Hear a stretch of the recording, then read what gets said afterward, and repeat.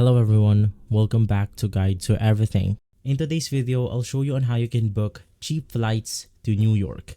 So, the first thing that you want to do is to use flight comparison sites. You want to start with tools like Google Flights, Skyscanner, or Mondo. You want to set flexible dates and comparison across airlines.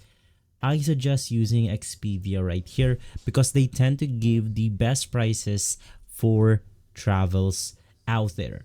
The second is you want to be flexible with dates and airports. Flying midweek like Tuesday and Wednesday is often cheaper. You want to check nearby airports like Newark or LaGuardia, not just JFK. From there, you then want to simply set price alerts. You want to turn on alerts for New York routes. You'll get notified when price says drop.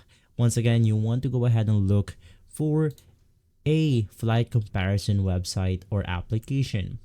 Now you also want to use incognito mode.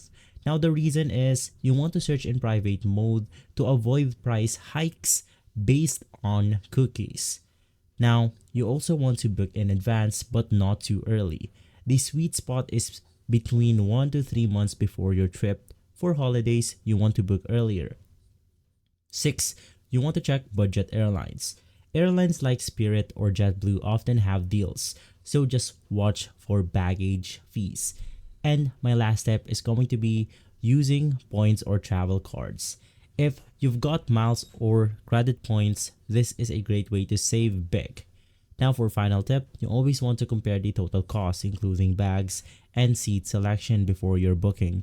If this video has been helpful, leave a like, subscribe, and follow Guide to Everything for more videos like this. Thanks for watching.